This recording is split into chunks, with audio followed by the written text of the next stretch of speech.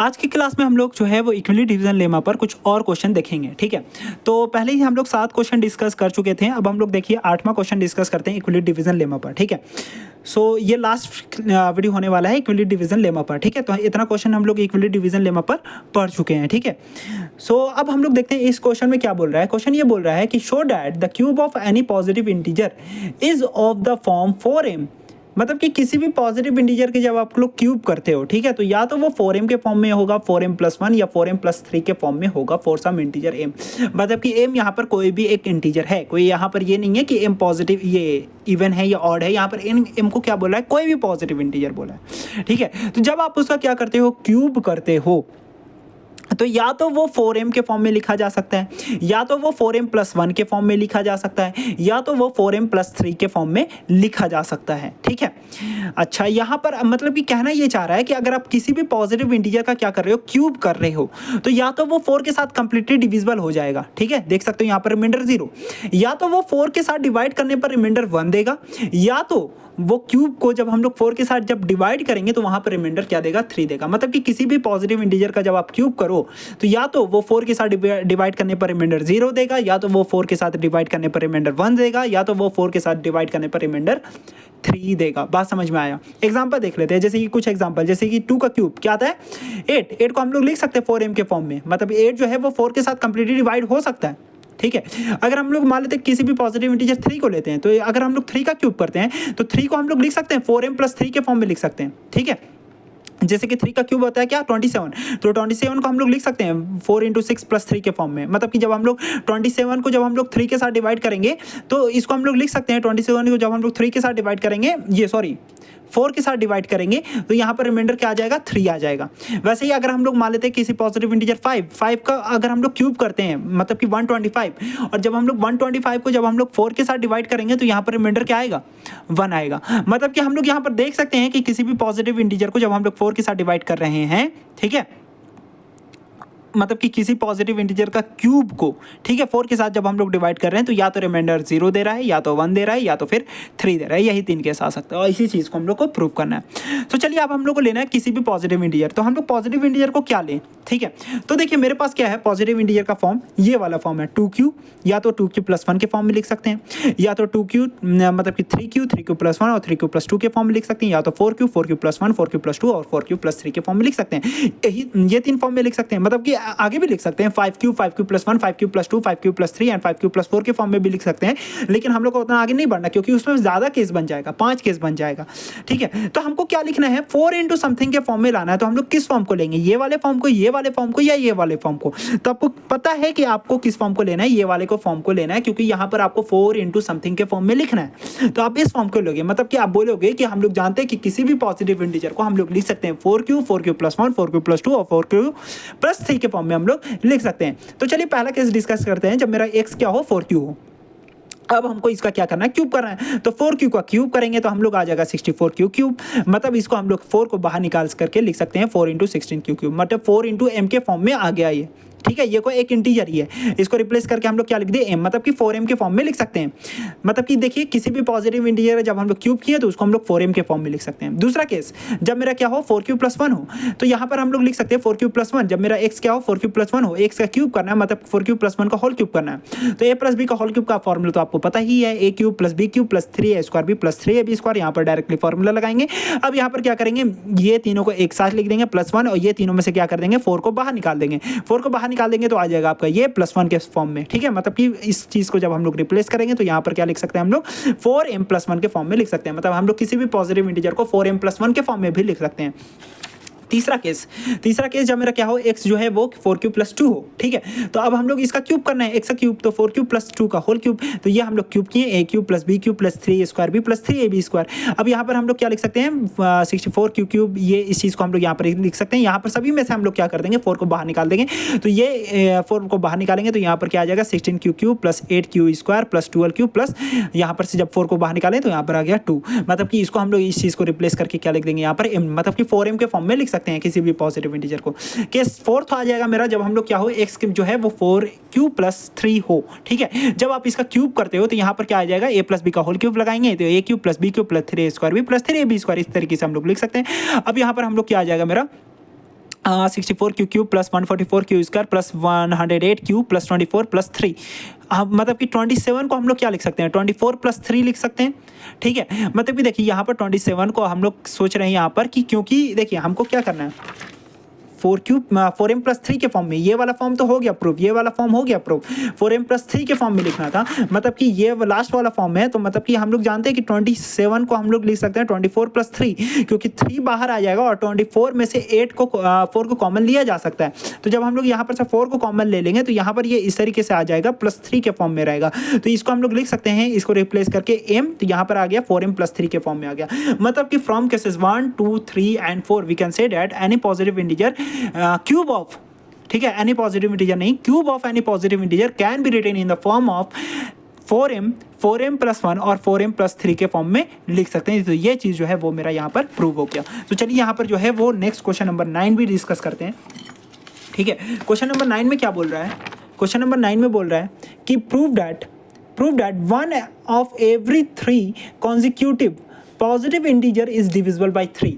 मतलब कि 3 कॉन्जिक्यूटिव आपको इंटीजर में देखिए यहाँ पर प्रूव दैट 1 ऑफ एवरी 3, मतलब कि 3 में से कोई एक कंजिक्यूटिव, मतलब जो लगातार हो पॉजिटिव इंटीजर, वो हमेशा 3 के साथ डिविजिबल होगा। मतलब कि 3 लगातार आप कोई भी कॉन्जिक्यूटिव मतलब होता है लगातार, 3 लगातार आप कोई भी नंबर लो तो उसमें से कोई भी एक 3 के साथ डिविजिबल होगा। 3 लगातार आप कोई भी नंबर ले लो, ठीक है, जैसे कि आप 1, 2, 3 ले लो, तो 1, 2, 3 में से 1 3 के साथ डिविजिबल नहीं है, 2 नहीं है, लेकिन 3 के साथ डिविजिबल है। अगर हम लोग कोई भी लगातार नंबर ले लें, जैसे कि 4, 5, 6 ले लें, तो 4 3 के साथ डिविजिबल नहीं है, 5 नहीं है, 6 है। ठीक है, तो 3 लगातार अगर हम लोग कोई भी कॉन्जिक्यूटिव मतलब होता है लगातार, तो 3 लगातार कोई भी अगर हम लोग नंबर लेते हैं, पॉजिटिव इंटीजर लेते हैं, तो उसमें से कोई एक जो है वो 3 के साथ डिविजिबल होगा।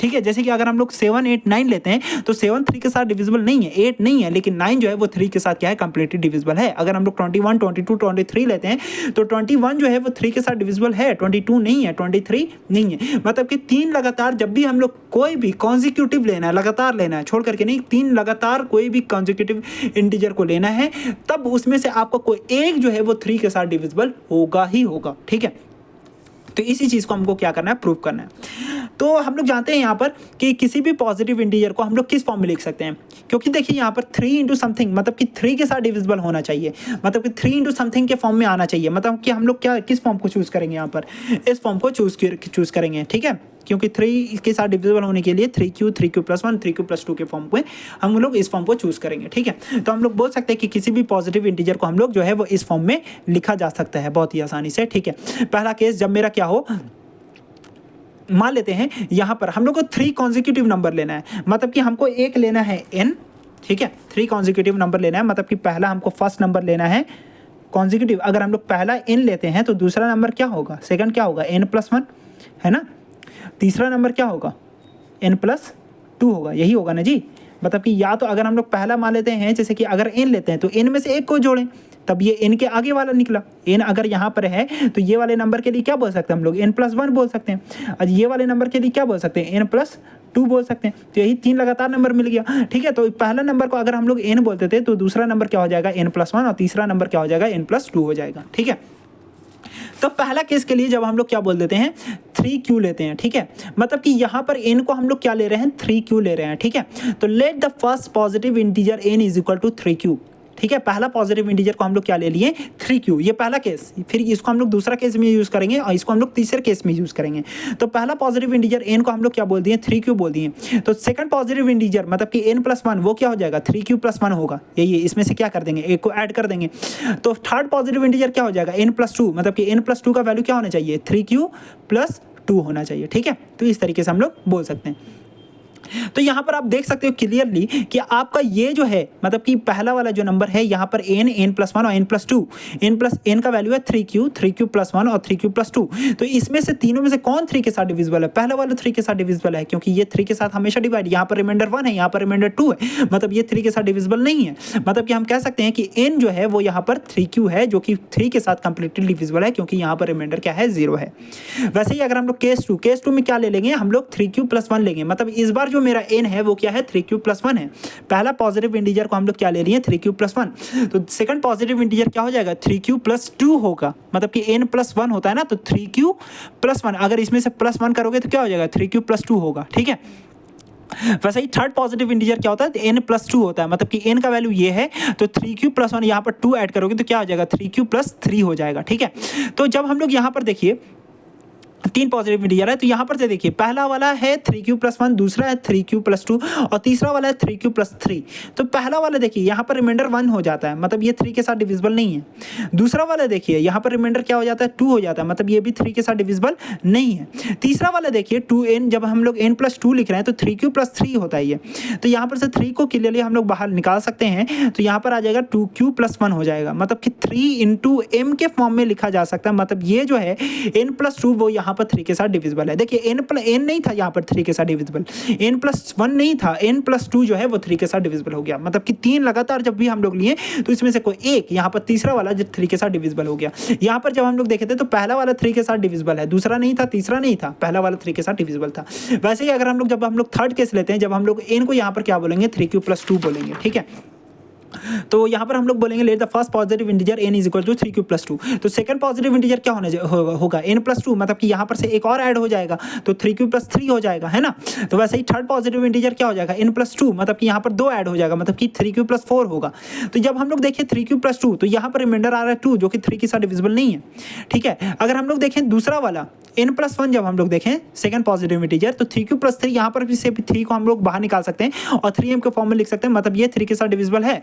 जब हम लोग तीसरे वाले को देखें n+2 को तो 3q+2, मतलब कि यहाँ पर जो है अगर हम लोग इस तरीके से अगर हम लोग 3q+3 भी लिख सकते हैं, +1 यहाँ पर लिख देंगे, ठीक है। तो जब हम यहाँ पर 3 को बाहर निकालेंगे तो q+1 के फॉर्म में आ जाएगा, मतलब यहाँ पर भी रिमाइंडर क्या आ जाएगा 1 आ जाएगा, मतलब ये भी 3 के साथ डिविजिबल नहीं है। मतलब कि हम लोग कह सकते हैं वी कैन से डैट, ठीक है, from equation first second third, ठीक है। तो we can clearly see that if we take 3 consecutive integer, अगर हम लोग 3 लगातार कॉन्जिक्यूटिव इंटीजर लेते हैं then 1 and only 1 along of them is divisible by 3, मतलब उसमें से कोई भी एक जो है वो 3 के साथ डिविजिबल होगा। जैसे कि हम लोग देख सकते हैं केस थर्ड में पहला वाला जो है वो 3 के साथ डिविजिबल नहीं था, लेकिन दूसरा वाला था और तीसरा वाला नहीं था, मतलब कि कोई एक 3 के साथ डिविजिबल है, 3 लगातार अगर हम लोग कोई भी नंबर लेते हैं तो। वैसे ही अगर जब हम लोग सेकंड वाले केस को देख रहे थे तो पहला वाला 3 के साथ डिविजिबल नहीं था, दूसरा वाला 3 के साथ डिविजिबल नहीं था और तीसरा वाला 3 के साथ डिविजिबल था। वैसे ही जब हम लोग फर्स्ट केस लिए तो पहला वाला 3 के साथ डिविजिबल था, दूसरा नहीं था, तीसरा नहीं था। तो यहाँ पर हम लोग कह सकते हैं कि कोई भी अगर 3 लगातार नंबर लो तो उसमें से कोई एक जो है वो 3 के साथ डिविजिबल होगा, और इस चीज़ को हम लोग प्रूव कर दिए।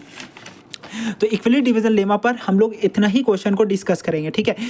आप इस क्वेश्चन को क्या करो कि एक बार में अगर मान लेते हैं नहीं बनता तो आप इसको रिपीट करो, क्वेश्चन फिर से समझो, ठीक है, फिर से वीडियो देखो, ठीक है, और इसको आप बार बार जो है जब आप लिख करके प्रैक्टिस करोगे तब आपको जरूर यहाँ पर समझ में आ जाएगा, ठीक है, कि हम क्या कहना चाह रहे हो। बार बार अगर एक बार में वीडियो नहीं समझ में आ रहा तो दोबारा रिपीट करके देखो, ठीक है। अब हम लोग देखेंगे इक्विवेलेंट डिवीजन लेमा पर। अच्छा देखिए, ये इस चैप्टर का सबसे बोला जा सकता है हार्ड टॉपिक था जो कि हम लोग डिस्कस कर लिए, ठीक है।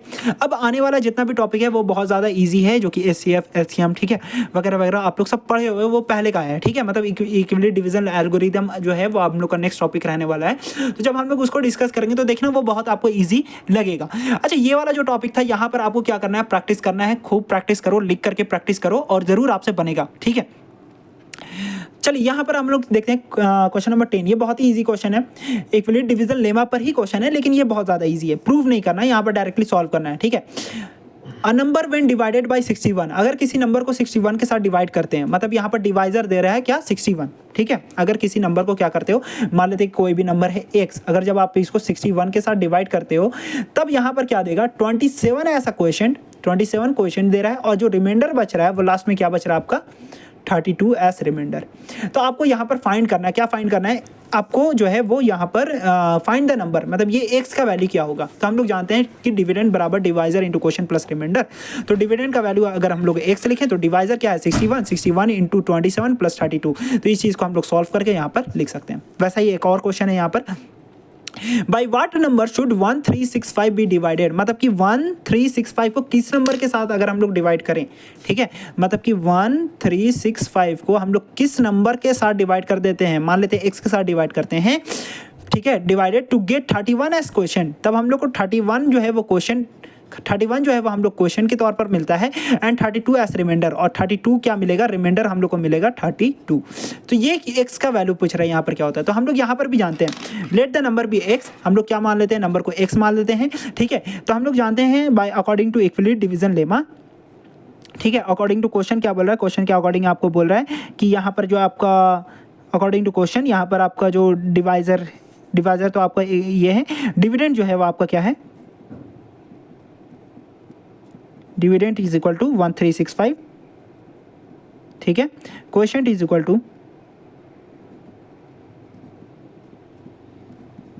31, ठीक है, and remainder is equal to 32, ठीक है। यही बोल रहे हैं 31 as question and 32 as remainder. तो हम लोग बाय जानते हैं बाय यूजिंग इक्विलिब्रियम डिवीजन